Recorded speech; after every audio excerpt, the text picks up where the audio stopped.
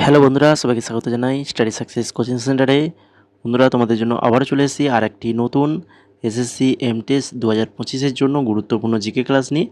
আজকে আমরা আলোচনা করব এসএসসি এমটিএস 2024-এর যে এক্সাম হয়েছিল, যার এক্সাম ডেট হচ্ছে 1/10/2024। 1/10/2024-এর ফার্স্ট শিফটে যে এক্সামটা হয়েছিল, সেই এক্সামে জেনারেল নলেজে যে কোশ্চেনগুলো ছিল সেগুলো নিয়ে আজকে আলোচনা করব। এটা আজকে আমাদের এই এমটিএস 2024-এর ক্লাস নম্বর 4। তো আগের ক্লাসগুলো যারা দেখোনি, 3খানা ক্লাস তোমরা কিন্তু অবশ্যই দেখে নেবে। খুবই ইম্পর্ট্যান্ট ক্লাস, কিন্তু প্রত্যেকটা ক্লাস আমরা বিস্তারিতভাবে আলোচনা করি। যে সকল কোশ্চেন আলোচনা করা দরকার, বিস্তারিত নোটস, এক্সট্রা নোটস দেওয়া দরকার, তো সেগুলো আমরা দিয়ে আলোচনা করি। আর আমাদের এখন এমটিএস 2025-এর জন্য পিডিএফ অ্যাভেলেবল। তো তোমরা যদি কেউ এমটিএস 2025-এর পিডিএফ নিতে চাও, জিকের পিডিএফ, জিকে ইংলিশ, তো তার জন্য তোমাদের এই হোয়াটসঅ্যাপ নাম্বারে আমাদেরকে মেসেজ করতে হবে। তো এখন চলো শুরু করি আজকের ক্লাসের ফার্স্ট কোশ্চেন কী রয়েছে দেখো। ভারতীয় সংবিধানে সার্বজনীন প্রাপ্তবয়স্ক ভোটাধিকার ড্যাশ বয়স থেকে ভারতীয় নাগরিকদের জন্য প্রযোজ্য। বলো, আমাদের ভারতের সংবিধানে সার্বজনীন প্রাপ্তবয়স্ক ভোটাধিকার ড্যাশ বয়স থেকে ভারতীয় নাগরিকদের প্রযোজ্য। কত বছর বয়স? তো এটা সবাই পারবে আশা করি। না হচ্ছে 18 বছর। 18 বছর হয়ে গেলেই কিন্তু সবাই ভোট দেওয়ার অধিকারটা পেয়ে যায়, তাই কি না? তো এটার সঙ্গে তোমাদেরকে আর কি জানতে হবে, ভারতের সংবিধানের 326 নম্বর অনুচ্ছেদে সর্বজনীন প্রাপ্তবয়স্কদের ভোটাধিকার প্রদান করা হয়েছে। কত নম্বর অনুচ্ছেদ? না 326 নম্বর অনুচ্ছেদ।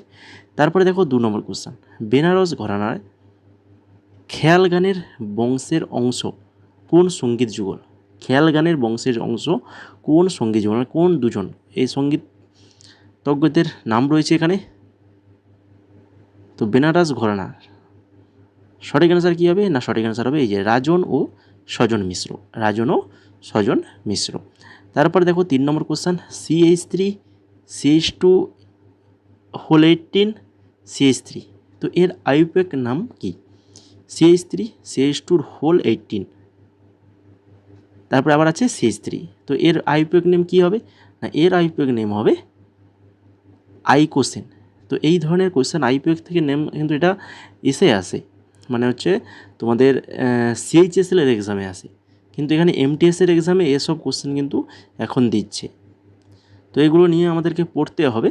তো সিএইচএসএল-এর ক্লাসগুলো যারা দেখোনি, অবশ্যই বলবো সিএইচএসএল-এর ক্লাসটা দেখো, কেন তোমরা দেখো এই সকল কোশ্চেন এগুলো কিন্তু 12 সিএইচএসএল 12 লেভেলের এক্সাম, সেখানে মানে 12 পাসের উপর, আর এমটিএসটা তোমাদের হচ্ছে 10 পাসের উপর।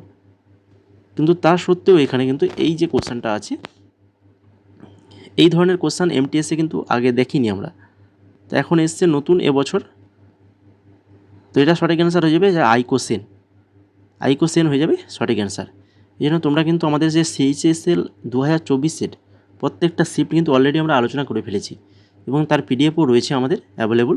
মাত্র 49 টাকায় তোমরা সিএইচএসএলের 3টে পিডিএফ পেয়ে যাবে।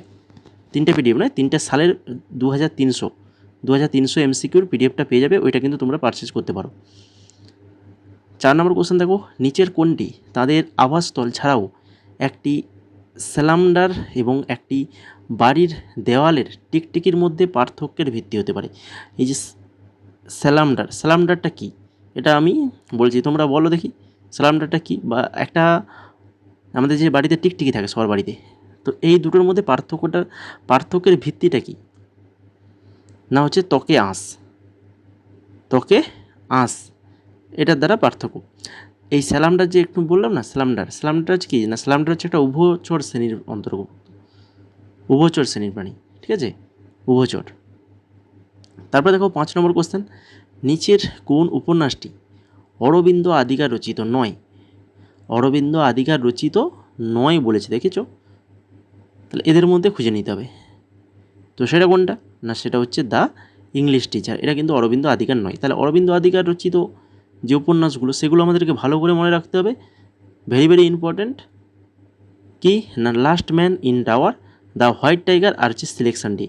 এই যে 3টে বই যার মধ্যে এক্সামে আসে, এই যে হোয়াইট টাইগার বা সিলেকশন ডেটা সব থেকে বেশি আসে। সিলেকশন ডে এটা কার উপন্যাস এরকম থাকে, তো তাহলে অরবিন্দ আদিগা, বোঝা গেল। দ্য ইংলিশ টিচার এটা তাহলে কার লেখা? না, এটা হচ্ছে আর কে নারায়ণ। আর কে নারায়ণের লেখা হচ্ছে দ্য ইংলিশ টিচার, এটাও ভালো করে মনে রাখো।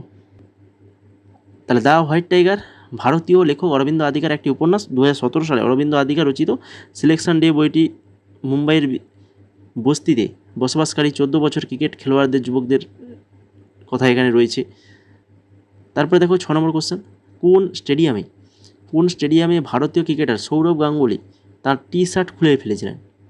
বলো, টি শার্ট খুলে কিন্তু উড়াচ্ছিলেন সৌরভ গাঙ্গুলি।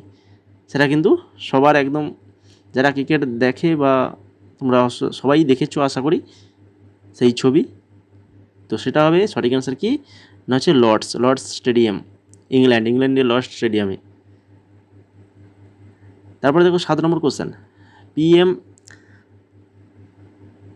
SVA নিধি স্কিম 2020 ভারত সরকারের কোন মন্ত্রণালয় দ্বারা পরিচালিত হয়?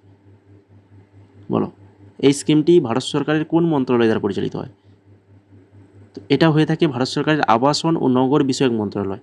আবাসন ও নগর বিষয়ক মন্ত্রণালয়, এটি আবাসন ও নগর বিষয়ক মন্ত্রক দ্বারা 1 জুন 2020 প্রকল্পটি চালু হয়েছিল। তো অনেক সময় কোশ্চেন আসে এটা কত সালে চালু হয়েছিল, ঠিক আছে, এইরকম কোশ্চেন আসে, কিন্তু এটা এসছে অলরেডি আগে। সেই CGL 2020 এবং MTS 2022 কিন্তু এই ধরনের কোশ্চেন এসেছিলো, কবে চালু হয়েছে। তারপরে দেখো 8 নম্বর কোশ্চেন, নিচের কোন আইনের পর ভারত ব্রিটিশ মুকুটের নামে শাসিত হয়? নিচের কোন আইনের পর ভারত ব্রিটিশ মুকুটের নামে শাসিত হয়? কোন আইন? না, সেটা হচ্ছে ভারত সরকার আইন 1858। ভারত সরকার আইন 1858। 1858 সালে ভারত সরকার আইনের অধীনে ইংরেজ ইস্ট ইন্ডিয়া কোম্পানির শাসনের সমাপ্তি ঘটে। ভারতে ইংরেজ ইস্ট ইন্ডিয়া কোম্পানির শাসনের সমাপ্তি ঘটে। এটা CGL 2023 এসেছিল এই কোশ্চেনটা, ঠিক আছে। তো এরপরে দেখো 9 নম্বর কোশ্চেন, নিচের কোন রাজ্যে প্রতি বছর হর্নবিল উৎসবের আয়োজন করা হয়? হর্নবিল উৎসব ভেরি একটা ইম্পর্ট্যান্ট উৎসব MTS এক্সামের জন্য। এটা কবে আয়োজন করা হয় না, এটা হচ্ছে কোথায় আয়োজন করা হয়? নাগাল্যান্ড রাজ্যে এটা কিন্তু আয়োজন করা হয়। তো এই সকল কোশ্চেনগুলো কিন্তু তোমরা যারা জিডির এক্সাম প্রিপারেশান নেবে তাদের জন্য কিন্তু এই কোশ্চেনগুলো ভেরি ইম্পর্ট্যান্ট। SSC MTS এবং জিডি দুটো এক্সামের জন্য এই কোশ্চেনগুলো কিন্তু ইম্পর্ট্যান্ট রয়েছে। হর্নবিল উৎসব 10 দিন ধরে অনুষ্ঠিত হয়। কতদিন ধরে অনুষ্ঠিত হয়? 10 দিন ধরে। এটা CGL 2022 এসেছে। CGL টায়ার 1 এক্সামের জন্যও কিন্তু আমাদের এই PDF গুলো ভেরি ইম্পর্ট্যান্ট, কারণ এখানে আমরা যে এক্সট্রা নোটসগুলো দিয়ে রেখেছি এই এক্সট্রা নোটসের জন্যই তোমরা এই PDF গুলো সমস্ত এক্সামের জন্য পড়তে পারবে, এক্সট্রা নোটসের কারণেই। নোটসগুলো ভেরি ইম্পর্ট্যান্ট। বারবার বলছি, তোমরা যারা আমাদের PDF পারচেজ করেছো, তো বারবার বলছি তোমরা কিন্তু নোটসগুলো ভালো করে পড়ো। কোশ্চেন আনসার তো অবশ্যই পড়বে, তার সঙ্গে এক্সট্রা নোটসগুলো ভালো করে নোট ডাউন করে পড়ে যাবে। 10 নম্বর কোশ্চেন দেখো, সংসদ রত্ন পুরস্কার 2023 নিম্নলিখিতদের মধ্যে কে doctor APJ Abdul Kalam life time achievement award পেয়েছেন? সংসদ রত্ন পুরস্কার 2023 নিম্নলিখিতদের মধ্যে কে doctor APJ Abdul Kalam life time achievement award পেয়েছেন? তিনি হচ্ছেন টি.কে. রঙ্গনাথন পেয়েছেন। তারপরে দেখো 11 নম্বর কোশ্চেন। তার আগে তোমরা যারা এখনও ক্লাসটাকে লাইক করোনি, তো সবাইকে বলবো তোমরা তোমাদের অ্যাটেন্ডেন্সটা ক্লাসের লাইকের মাধ্যমে দিয়ে যাও। লাইকটা অবশ্যই করে ফেলো, বেশি কোনো সময় লাগবে না, এবং তারই সাথে অবশ্যই কমেন্ট করে জানাবে তোমাদের ক্লাসগুলো কতটা হেল্পফুল হচ্ছে। তো তোমাদের জন্যই কিন্তু আমরা এই ক্লাসগুলো নিয়ে আসছি প্রিভিয়াস ইয়ার 2024 প্রিভিয়াস ইয়ার সম্পূর্ণ বাংলাতে। 11 নম্বর কোশ্চেন দেখো, জাতীয় বিচার বিভাগীয় কমিশন বিল, যা জাতীয় বিচার বিভাগীয় কমিশনের মাধ্যমে বিচারকদের নিয়ন্ত্রণের জন্য একটি ব্যক্তিগত সদস্য বিল রাজ্যসভায় কবে পেশ করা হয়েছিল? রাজ্যসভায় কবে পেশ করা হয়েছিল? এটা পেশ করা হয়েছিল ডিসেম্বর 2022 পেশ করা হয়েছিল। 12 নম্বর কোশ্চেন দেখো, মুঘল সম্রাট বাবর ড্যাশ সুফি সিলসিলার ভক্ত ছিলেন? বলো, মুঘল সম্রাট বাবর ড্যাশ সুফি সিলসিলার ভক্ত ছিলেন? সঠিক অ্যান্সার কী হবে না, সঠিক অ্যান্সার হয়ে যাবে অপশান নাম্বার 1 নকশবন্দি সুফি সিলসিলার ভক্ত ছিলেন। 13 নম্বর কোশ্চেন দেখো, আর তোমরা যারা আমাদের টেলিগ্রাম চ্যানেলে যুক্ত হওনি, তো তোমরা আমাদের PDF গুলো যদি পারচেজ করো তাহলে তোমাদেরকে আমরা প্রাইভেট যে আমাদের টেলিগ্রাম গ্রুপ রয়েছে ঠিক আছে, সেই গ্রুপে অ্যাড করে দেওয়া হবে। সেখানে সমস্ত কিছু আমরা যেমন রিসেন্ট ম্যাথের কিছু একটা টপিক থেকে 20খানা ম্যাথ দিয়েছি, তো সেগুলো তাদেরকে বলেছি যে এগুলো খাতায় ভালো করে নোট করে এগুলো প্র্যাকটিস করো। এইভাবে টপিক ওয়াইজ ম্যাথ দেওয়া হবে, রিজনিং দেওয়া হবে, সমস্ত কিছু দেওয়া হবে যদি পিডিএফগুলো পারচেজ করো। আর তোমরা যারা পিডিএফ পারচেজ করতে চাইছো বা ভাবছো যে কীরকম পিডিএফ হবে, তো তার ডেমো আমাদের টেলিগ্রামে দেওয়া রয়েছে। বা রিসেন্ট আমরা যে ফার্স্ট ক্লাস করিয়েছিলাম এই এসএসসি এমটিএসে, দেখবে আমাদের যে ফার্স্ট ক্লাস করানো হয়েছে, তো সেই ফার্স্ট ক্লাসের পিডিএফ কিন্তু আমরা ইতিমধ্যে টেলিগ্রামে দিয়ে দিয়েছি। সেখানেও দেখতে পাবে যে পিডিএফের মধ্যে কীরকম নোটস থাকবে, এক্সট্রা ডিটেলসগুলো কীভাবে দেওয়া থাকবে সেগুলো দেখতে পাবে তোমরা। এখন দেখো 13 নম্বর কোশ্চেন, পর্তুগিজদের বিরুদ্ধে মারাঠা যোদ্ধাদের বিজয় উদযাপন করতে গোয়ার নিচের কোন নৃত্য পরিবেশন করা হয়? পর্তুগিজদের বিরুদ্ধে মারাঠা যোদ্ধাদের বিজয় উদযাপন করতে গোয়ার নিচের কোন নৃত্য পরিবেশন করা হয়? তাহলে গোয়ার নৃত্য এটা, তাহলে গোয়ার কোন নৃত্য? না সেটা হচ্ছে ঘোড়ে মদনী। ঘোড়ে মদনী, তাহলে এটা কোথাকার নৃত্য? না হচ্ছে গোয়ার নৃত্য, এটাও মনে রাখো। তারপরে দেখো 14 নম্বর কোশ্চেন, নিচের কোন কত্থক নৃত্যশিল্পী 2022 সালের পদ্মশ্রী পেয়েছেন? 2022 সালে কত্থক নৃত্যশিল্পী পদ্মশ্রী পেয়েছেন, তিনি হচ্ছেন কমলিনী এবং নলিনী আস্তানা। কমলিনী ও নলিনী আস্তানা। আমাদের ওই পেড পিডিএফের মধ্যেই কিন্তু এই পদ্ম পুরস্কার সমস্ত পুরো লিস্ট কিন্তু দেওয়া রয়েছে ওখানে, ওগুলো ভালো করে দেখে যাও তোমরা সবাই যারা নিয়েছো। 15 নম্বর কোশ্চেন দেখো, কর্ণাটকের বিদার দুর্গটি অনিয়মিতভাবে ড্যাশ আকৃতির? কর্ণাটকের বিদার দুর্গটি অনিয়মিতভাবে ড্যাশ আকৃতির। বিদার যে দুর্গটা কর্ণাটকের, তাহলে বিদার দুর্গ এটা কোথায় রয়েছে? কর্ণাটকে রয়েছে। এটা কি আকৃতির? না হচ্ছে রম্বয়েড, রম্বয়েড আকৃতির। তারপর দেখো 16 নম্বর কোশ্চেন, একটি উপকূলীয় এলাকা সমুদ্রের জলে প্লাবিত হয়েছে এবং এর ফলে কাছাকাছি এলাকা প্রচুর লবণ জমা হয়েছে। তো কয়েকদিন পর দেখা গেল অনেক গাছপালা মারা গেছে। তো এরকম হয় যখন কোনো বন্যা, তোমরা নিশ্চয়ই দেখেছো অনেকে, তো বন্যা হলে এরকম কিন্তু হয়, বা নোনা জল যদি প্রবেশ করে তো এরকম গাছপালা মারা যায়। তো সেই রকম হয়েছে। তো এই বিবৃতিগুলির উপর ভিত্তি করে নিম্নলিখিতগুলির মধ্যে কোনটি উদ্ভিদের সবচেয়ে সম্ভাব্য কারণ মৃত্যু? তাহলে কী কারণে মৃত্যুটা হয়েছে উদ্ভিদের? তো সেই কারণগুলো আমাদেরকে খুঁজে বার করতে হবে। 4টা এখানে অপশান দিয়েছে, বলো এদের মধ্যে কারণটা কোনটা হতে পারে? এতে দেওয়া হচ্ছে কি না, সমুদ্রের জলবাহিত জীবাণুর সংক্রমণের কারণে গাছপালা মারা যায়, না সূর্যালোকের অভাবে উদ্ভিদ মারা যায়, না উদ্ভিদ কোষে প্লাজমোলাইসিসের কারণে উদ্ভিদ মারা যায়, না গাছপালা মারা গেছে কারণ তারা সমুদ্রের জীব দ্বারা খাওয়া হয়েছিল, মানে সমুদ্রের জীব তাদের খেয়ে ফেলেছে তাদের কিছু অংশ, তার জন্য মারা গেছে। এরকম কারণ কি হতে পারে? না হতে পারে এখানে সি, অর্থাৎ কি না উদ্ভিদ কোষে প্লাজমোলাইসিসের কারণে উদ্ভিদ মারা যায়। উদ্ভিদ কোষে প্লাজমোলাইসিসের কারণে কিন্তু উদ্ভিদেরা মারা যায়। অপশান নাম্বার সি হয়ে যাবে এখানে সঠিক অ্যান্সার। মানে তাহলে মানে তথ্য 4টার মধ্যে অপশান নাম্বার সি। কিন্তু আমাদের যখন অ্যান্সার করব তাহলে সেটা কত নম্বর, সিটা কত নম্বর এসছে? 2 নম্বরে এসছে, তাহলে 2 নম্বরে আমাদেরকে অ্যান্সারটা করতে হবে, অপশান 2।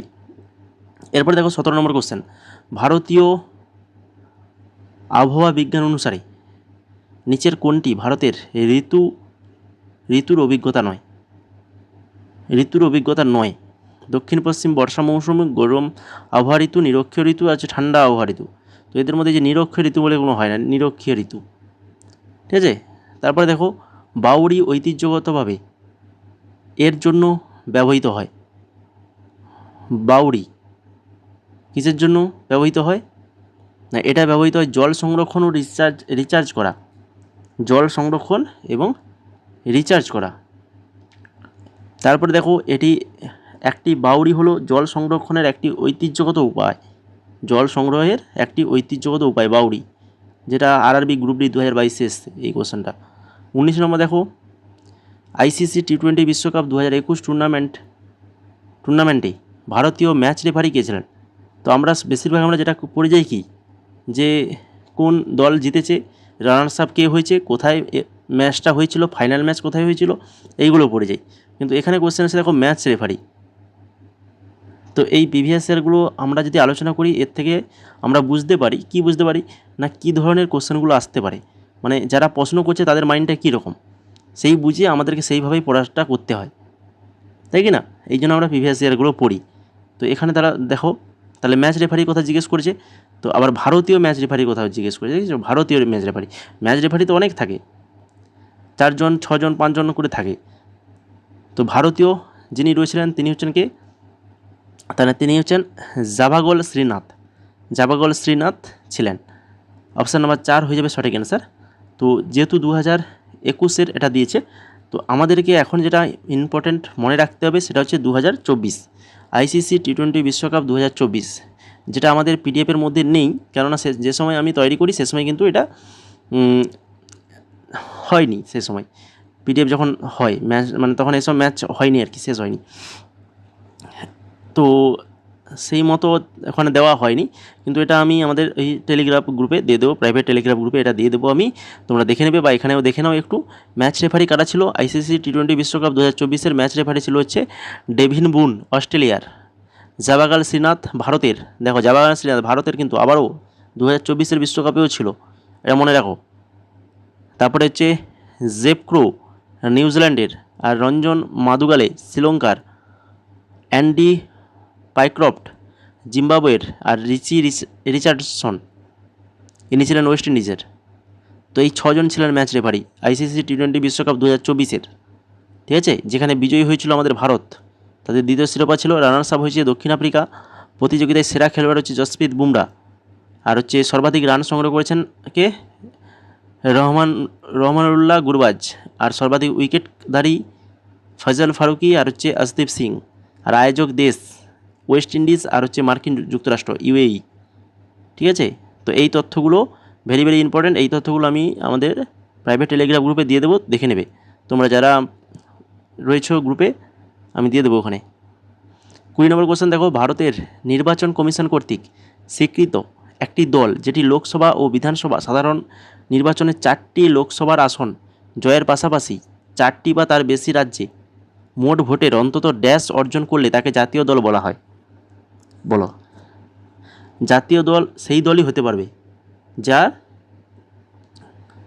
লোকসভা বা বিধানসভা সাধারণ নির্বাচনে 4টা লোকসভা আসন জয়ের পাশাপাশি 4টি বা তার বেশি রাজ্যে 4টি বা তার বেশি রাজ্যে অন্তত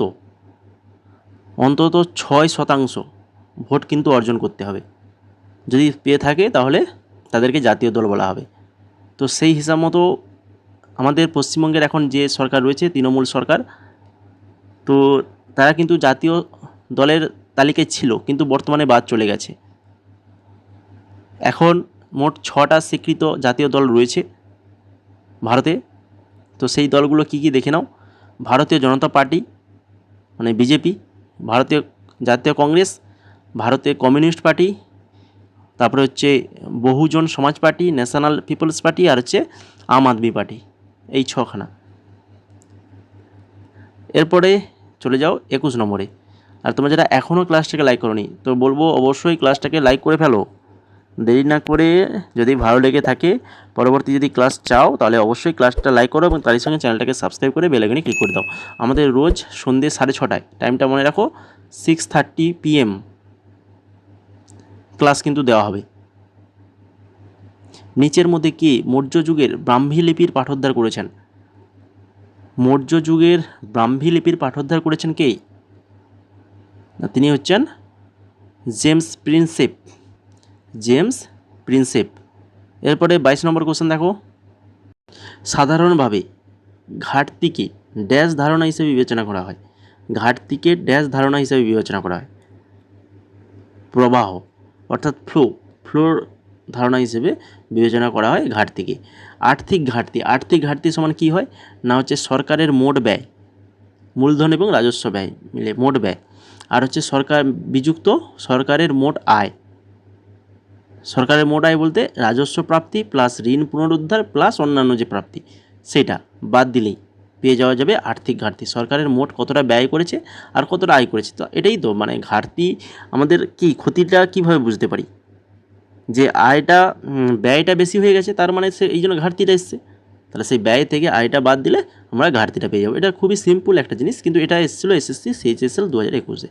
তো এগুলো জেনে রাখতে হবে।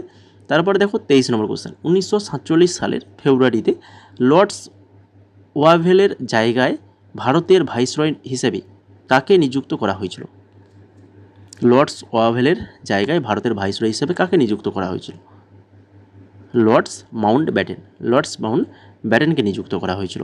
নিম্নলিখিত বয়স গোষ্ঠীগুলির মধ্যে কোনটিকে ভারতের কর্মক্ষম জনসংখ্যা বা কাজের বয়স হিসেবে বিবেচনা করা হয়? কাজের বয়স মানে কত বছর থেকে কত বছর, এটা কাজের বয়স হিসেবে বিবেচনা করা হয়। 15 থেকে 59 বছর এই বয়সটা।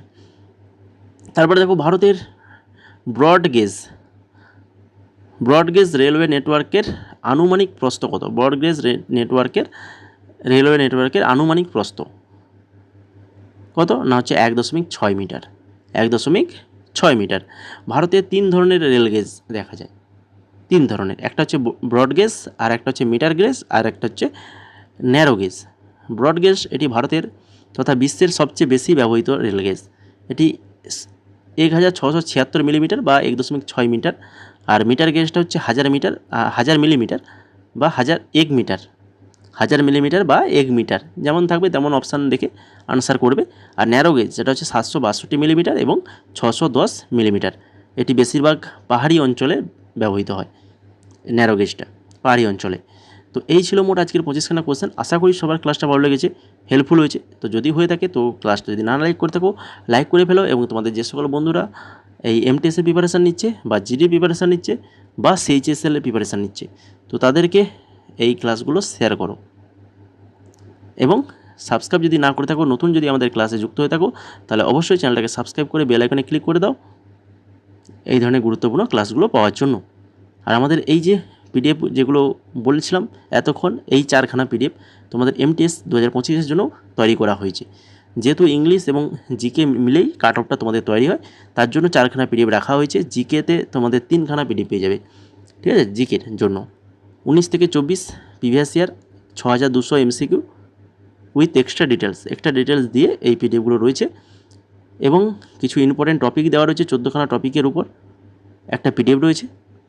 কারেন্ট অ্যাফেয়ার্স রয়েছে 2024-এর ফুল কারেন্ট অ্যাফেয়ার্স, বাকি 2025-এর কারেন্ট অ্যাফেয়ার্স আমাদের ওই প্রাইভেট টেলিগ্রাম গ্রুপে দেওয়া হবে যারা এই পিডিএফগুলো পারচেজ করবে তাদের জন্য।